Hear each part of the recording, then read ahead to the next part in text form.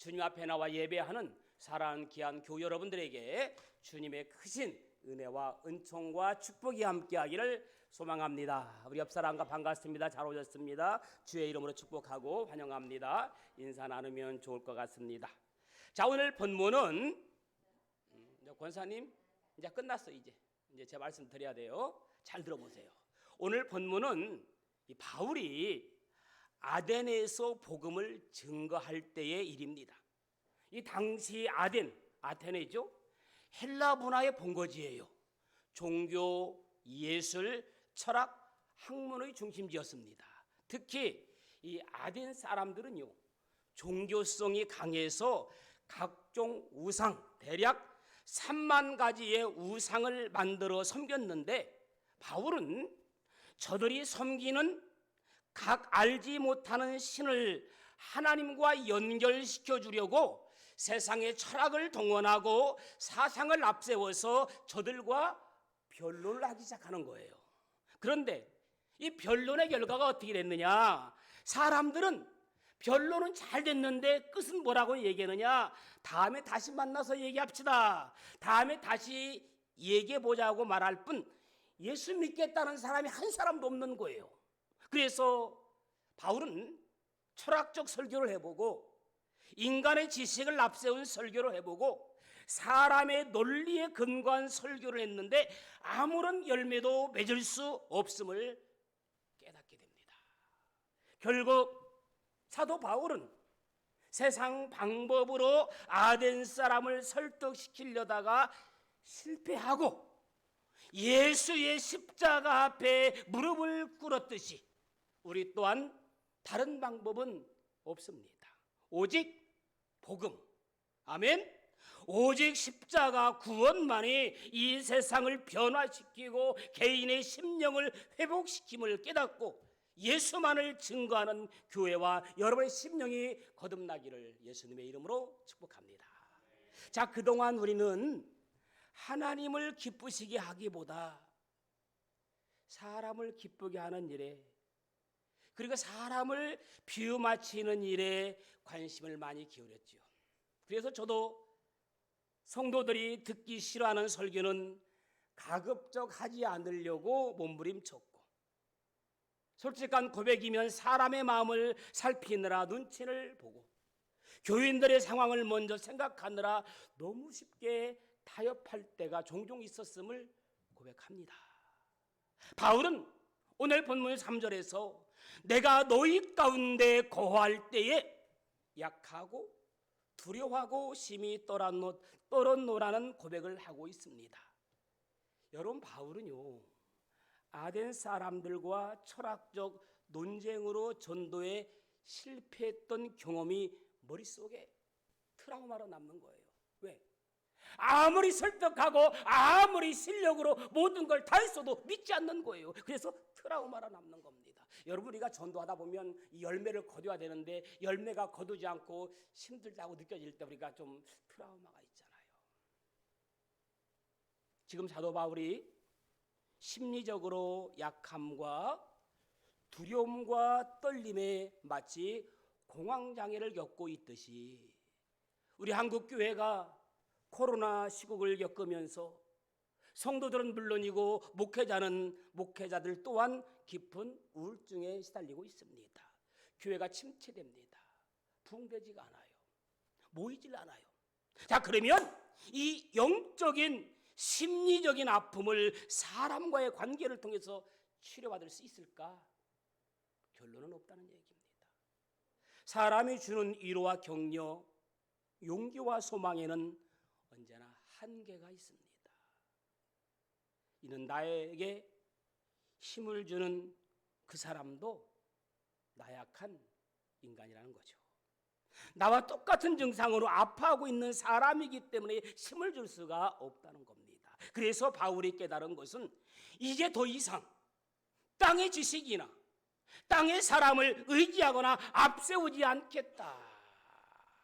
물론 여러분, 설득력 있는 지혜의 말로 설교를 하면, 또 철학이나 교양을 앞세워 설교를 하면 사람들에게 똑똑하다 인정은 받을 수 있겠죠.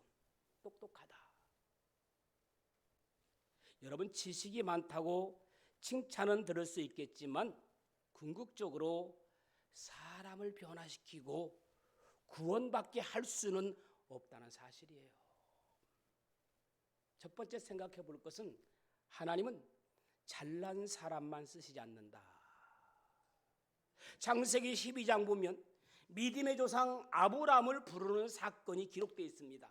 그런데 여러분 12장 앞 11장에 보면 아브라함을 불렀는데 그 전에 아브라함이 무엇을 했던 사람인지 아브라함의 행적은 없어요. 그냥 12장에 아브라함을 부르는 거예요.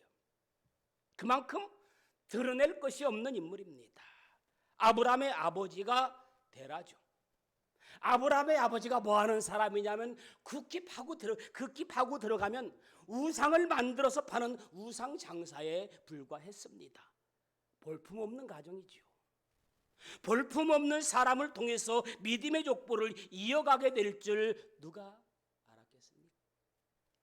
야곱도 마찬가지입니다. 많은 사람들이 성경을 읽다가 그런 질문을 합니다. 왜 야곱 같은 인간을 하나님께서 선택했는지 모르겠다. 야곱 어떤 사람입니까? 비겁한 사람이죠. 비열한 사람이죠. 간사하죠. 속임수에 능하죠. 약삭 빠르죠. 그런 사람입니다. 우리는 질문을 이렇게 바꿨으면 좋을 것 같아요. 하나님께서 야곱 같은 사람을 부르신 이유는 나를 부르기 위해서다. 할렐루야. 아멘. 나를 부르기 위해서다. 야곱 같은 사람을 부르셨다면 틀림없이 나 같은 사람도 하나님은 부르실 것이다. 여러분, 세상에서는요, 많이 배운 사람, 지혜롭고 똑똑한 사람을 씁니다. 어리버리한 사람 잘 쓰려고 하지 않습니다. 인류 대학을 나와야 하고 인물은 홀춘해야 되고 가진 것도 좀 있어야 되고 외국어도 능통해야 되고 거기다 신체 건강은 기본이고 가문까지 좋아야 합니다. 여기에 해당되시는 분 손 안 들 줄 알았어요. 너무 조건이 많으니까 못 드는 거죠. 잘난 체 하고 싶어도. 그러나 하나님은 수고하고 무거운 짐진 자들아 다 내게로 오라. 내가 너희를 편히 쉬게 하리라. 누구나 다 오래요. 곰둥이도 신둥이도 키 큰 사람도 작은 사람도 건강한 사람도 약한 사람도 잘생긴 사람도 못생긴 사람도 저는 누구나 다 오라는 말씀이 얼마나 은혜가 되는지 몰라요. 제가 군에 입대할 때요 헌병대 지원하고 싶었거든요. 충성 얼마나 멋있습니까? 1차 자격이 미달됐어요. 뭔지 아세요? 어떻게 키 작고 뚱뚱하니까 탈락되더라고요. 그러나 교회 나오는 데는 아무런 조건도 자격도 없습니다. 구원받는 데는 아무런 조건도 자격도 없습니다. 예수 그리스도 믿기만 하면 아멘. 그냥 누구든지 올 수 있는 것이 교회입니다. 성경의 위인들을 보면 대단한 것 같지만 우리와 비슷한 사람들입니다. 약하고 넘어지고 두려움에 사로잡혀 근심하고 때로는 공포에 떠는 설거픈 모습들을 볼 수가 있습니다. 하나님은 결단코 대단한 사람에게만 신경 쓰는 분이 아니라 바로 우리 같은 사람, 약하여 넘어지고 두려워 떠는 사람들에게 은혜를 주시고 그런 우리들을 불러 쓰시기를 기뻐하시는 줄로 믿습니다. 다윗을 보세요. 삭개오를 보세요. 베드로를 보세요. 난쟁이도 쓰시고 성질 더러운 사람도 쓰시고 우리 하나님은 버리지 아니하고 고쳐 쓰시는 하나님이신 줄로 믿습니다. 우리 웬만한 것들은 다 버리잖아요. 고치지 아니하고. 그러나 우리 하나님은 우리를 고쳐 쓰시는 하나님인 줄로 믿습니다. 고쳐 쓰시는 그 하나님이 오늘 저와 여러분을 고쳐 쓰시겠대요. 할렐루야. 자, 그러면 중요한 겁니다. 바울이 실패한 이유가 뭘까? 잘 들어보세요. 바울이 실패한 이유는 바울이 가지고 있는 육신의 질병 때문도 아니고 외적 콤플렉스 때문도 아니고 말이 어눌해서 미리 겁을 먹는 것도 아니고 바울의 돕는 사람들이 모자라서가 아니에요. 바울의 실패의 요인은 주님이 주시는 능력이 아니라 자신의 끼가 발동되었기 때문입니다. 아덴이라고 하는 곳은요, 그 당시에 소크라테스, 플라톤, 아리스토텔레스 같은 철학의 거장들이 활동하던 헬라 철학의 본거지입니다. 바울이 이곳에 도착해서 이 소크라테스, 플라톤, 아리스토텔레스 이런 거장들과 함께 겨뤄보고 싶은 거지요. 철학적 지가 발동한 거지요. 여러분이 아는 것처럼 바울은 시브리 종교인뿐만 아니라 로마 시민권을 가지고 있고 헬라 철학에도 능통한 사람이었어요. 그래서 전도를 하더라도 이들에겐 철학적 방법으로 접근해야 되겠다 생각한 거예요. 때문에 바울은 아덴 사람들과 철학적으로 논쟁을 하기도 하고 변론을 하기도 하고 말싸움에서 보기 좋게 이겨쓰게 됐어요. 그런데 이게 웬 일입니까? 변론은 했지만 말싸움에서 이겼지만 제대로 전도할 수 없었고 교회를 세우는 일에도 실패한 거죠. 다른 곳에서처럼 모진 핍박이 있었던 것도 아닌데 전도에 실패한 거예요. 철학적 말싸움을 하는 사이에 뭘 잃어버렸느냐? 중요한 겁니다.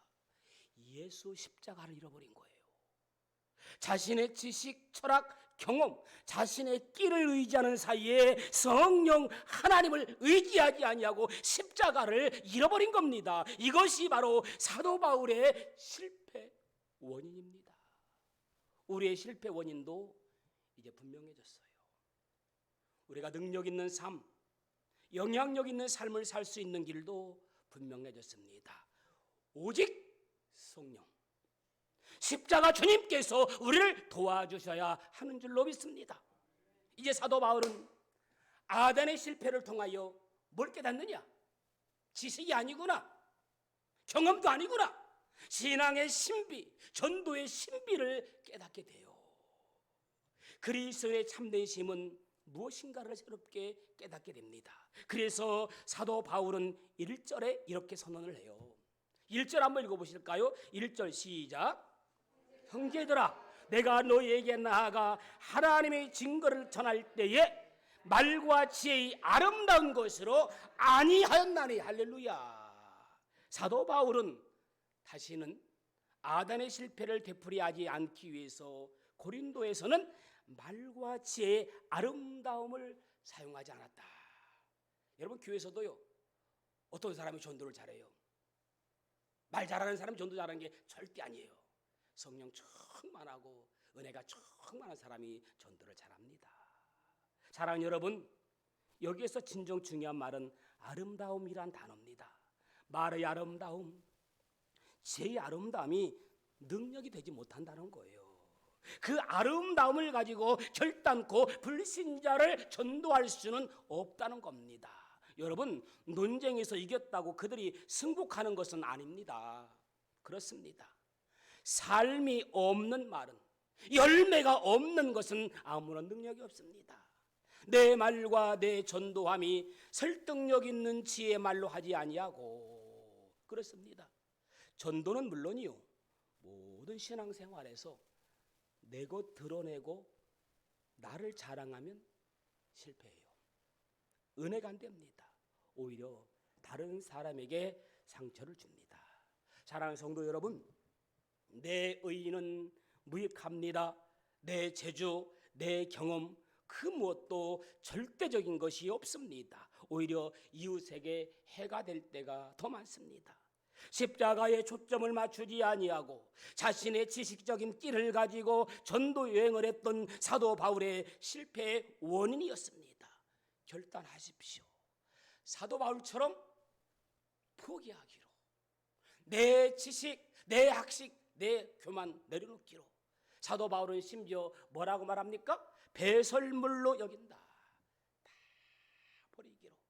오늘 이 시간 내가 먼저 버려야 할 것은 다 버리겠노라 결단하는 저와 여러분들 되기를 예수님의 이름으로 축원합니다. 한마디로 말하면 나를 버리고 성령의 능력을 의지하라는 말이. 할렐루야. 오늘 메시지가 조금 세요.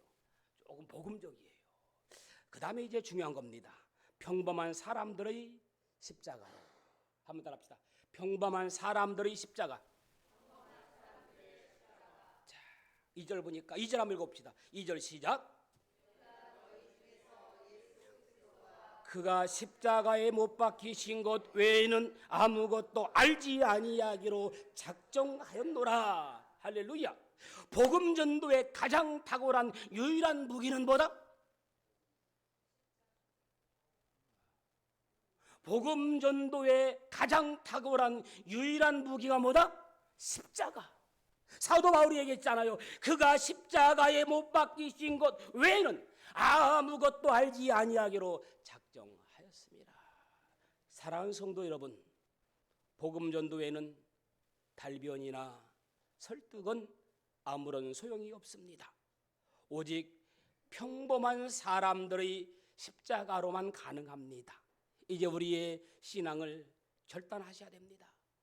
처음에는 예수님 통해 복 받겠다고 교회에 나왔지만 이젠 오직 예수님을 믿겠노라고 결단하셔야 되고, 처음에는 병 낫겠다고 교회에 나왔지만 이젠 그것이 아니더라도 예수님만 붙들겠다고 결단하셔야 되고, 처음에는 평안을 얻겠다고 교회에 나왔지만 이제는 예수와 함께 거룩한 수고를 하더라도 예수님만 의지하겠다고 결단하시기 바랍니다.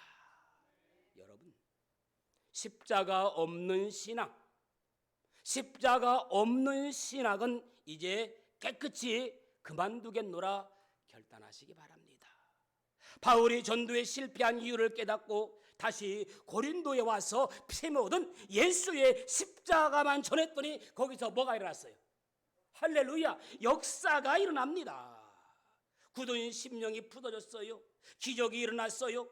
무당집이 무너지고 무당이 회개하고 무당의 목에 십자가 목걸이가 걸었습니다. 공교롭게도 각본에 없는 건데 저희 교회 가끔 나오시는 우리 처갓집 양년치킨 우리 김석주 대표님이 계시잖아요. 오늘 오래간만에 나오셨는데 제가 얼마 전에 집사님 핸드폰 사진에 이 무당집을 찾아가서 방 안에 있는 모든 무당 집기들을 다 철거하고 트럭에 실어 폐기하고 무당이 목에 십자가를 걸고 예수 영접하는 사진을 봤어요. 얼마나 은혜가 되고 도전이 되었는지 제가 그 사진을 보고 부끄러움에 눈물을 흘렸습니다. 저는 부끄러운 고백이지만 지금까지 목회하면서 무당집 찾아가 본 적도 없어요. 무당집 있으면 외면했어요. 선뜻한 건 아니야. 그냥 같이 하기 싫었던 것뿐이에요. 그런데 그 무당집에 찾아가서 신당을 박살내고 트럭을 실어내는 걸 보고, 트럭에 그 짐을 실어내는 걸 보고 도전을 받았습니다. 저분은 사업이 목적이 아니라 십자가 전도의 삶의 목적이라고 그래요. 음식점 가서 전도하고 길거리에서 전도하고, 제가 그 사진을 보여주고 싶어서 준비해봤거든요. 뒤에 지원하면 사진 올려봐. 저 보세요. 저 음식점에서 지금 십자가를 목에 걸어주는 장면이 또 다음 봐봐. 저거 이제 횟집이네요. 주로 횟집 같은 데 전도하시나 봐요. 좀 저기 한 데서 횟집 그 사장님, 또 식당에 또 이렇게 봐. 이제 길거리 노방전도잖아. 십자가 이렇게 어르신들 있는 데서 사진은 너무 많은데 몇 장만 그 중에서 골라봤거든요. 그 다음에 이게 무당 이거예요. 나 이거 못 올렸어요. 또 그 다음에 넘겨봐. 자, 저 보살님인가 뭔가 무당이잖아요. 근데 저 어리어리한 저걸 저렇게 이제 보세요. 그 다음 넘겨봐. 다 철거해가지고 저 트럭에 실었어요. 할렐루야. 그 다음 또 있는 사진 여기까지죠. 너무 많은데 제가 몇 가지만 추려봤거든요. 제가 얼마나 도전이 되고 은혜가 되는지 제가 한번 오늘 이걸 보여드리겠다는 마침 오신 거예요. 오늘 또 몇 개월 만에. 고린도서 1장 18절에 십자가의 도가 멸망하는 자들에게는 미련한 것이요 구원을 받는 우리에게는 하나님의 능력이라. 여러분, 교회가 십자가의 도를 모르면 이단에 빠지는 거예요. 대부분 보세요. 이단에 빠지는 데가 십자가가 없어요. 무시해요. 십자가의 도는 육신의 것이 아니라 영의 것인데 한국 교회는 육신의 것에 너무 빠져 있어요. 교회에 십자가가 있는 것이 정상인데 십자가를 거부합니다. 교회에 십자가 없는 교회가 얼마나 많은지 모릅니다. 성도들의 목에 십자가 거는 것이 정상인데, 은혜인데, 우리 목에 십자가 걸고 있으면 세상 예수 믿는 사람들도 이상하게 봐요. 저는 우리 신족교 성도들이 목에 십자가 걸고 있는 모습을 보면 너무 행복하고 뿌듯해. 나는 여러분들 강요도 안 해요. 우리 찬양팀들 보세요. 목에 십자가 걸고 나오니까 은혜가 2배, 3배 돼. 할렐루야? 저만 그런가요? 교회 예배 드리는 영상 유튜브 한번 보세요. 많이 떠들잖아요. 어디 십자가 걸고 찬양하는 팀 없어요. 한번 유튜브 보세요, 여러분. 우리 교회 유튜브 보면요, 우리 찬양팀들이 십자가 걸고 찬양을 해요. 영상으로 복음의 전도가 되는 거예요. 누가 어디에서 들을지 모르는 거거든요. 십자가 없이 무슨 성령 역사가 일어나고 성령 역사가 뜨겁게 나타나겠습니까? 우리는 찬송하죠. 날마다 십자가 단단히 붙잡고 날마다 이기며 나갔어요. 머리에 면류관 쓰고서 주 앞에 찬양할 때까지 박수 치면서 찬양은 열심히 부르는데 과연 십자가 단단히 붙잡고 날마다 이기며 나가십니까? 사단이 제일 무서워하는 것은 뭐다? 사단이 제일 무서워하는 것은 십자가입니다. 우리 교회 십자가가 몇 개 있어요. 강단의 뒤에 여러분의 목에도 우리 교회는 사단이 얼씬도 못합니다. 한 길로 왔다가 7길로 도망갈 줄로 믿습니다. 그렇습니다. 말씀을 마무리합니다. 십자가 있는 곳에 용서가 있고, 십자가 있는 곳에 사랑이 있고, 십자가 있는 곳에 평화가 있습니다. 전국의 신학생들이 앞장서서 목에 십자가를 걸고 회개해야 합니다. 우리 평범한 사람들이 십자가를 통해서 이 역사가 이루어져야 합니다.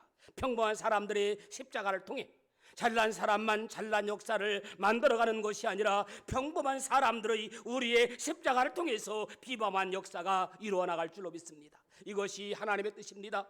평범한 사람들의 십자가를 통해서 비범한 신앙 역사 이루어 싶어 합니다.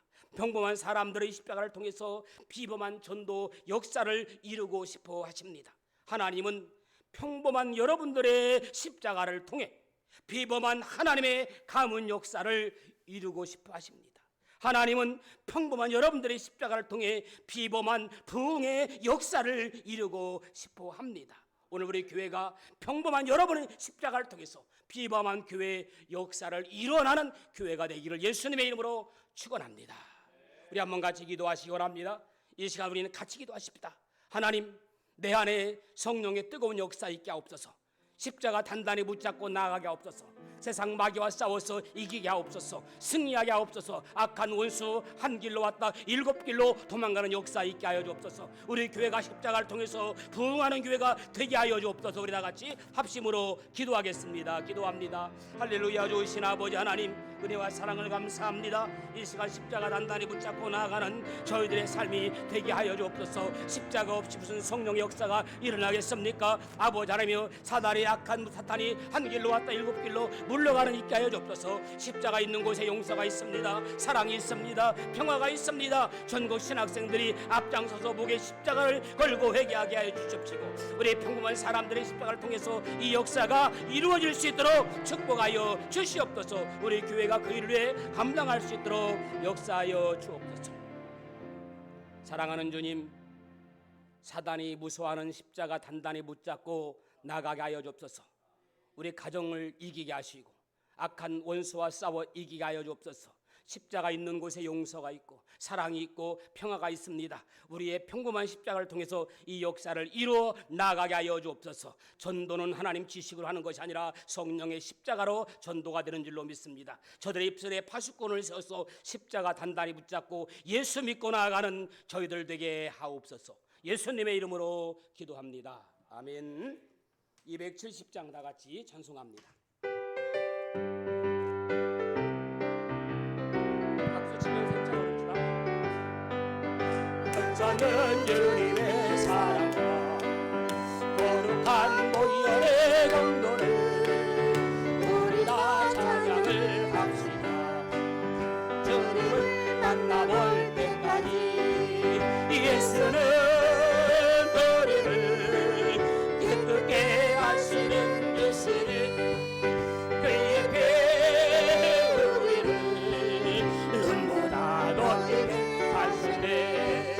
우리를 깨끗게 하옵니 무궁한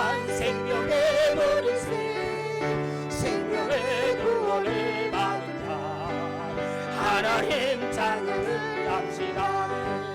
예수는 우리를 깨끗게 하시는 대신에 그의 피를 눈보다 너에게 하셨네. 주님의 거룩한 목록을 날마다 힘으로 남기네. 담대히 싸우며 나가세.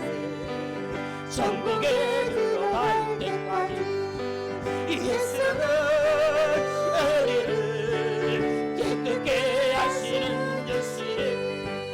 그의 피를 눈보다 너에게 하셨네. 십자가 단단히 붙잡고 날마다 이기며 나가세. 머리에 면류관 쓰고서 주 앞에 찬양할 때까지 예수는 우리를 깨끗게 하시는 대신에 그의 피를 눈보다 더이 십자가 단단히 붙잡고 날마다 이기며 나가세. 머리에 면류관 쓰고 주 앞에 찬양할 때까지 예수는 우리를 깨끗게 하시는 대신에 그의 피를 눈보다 너에게 하셨네.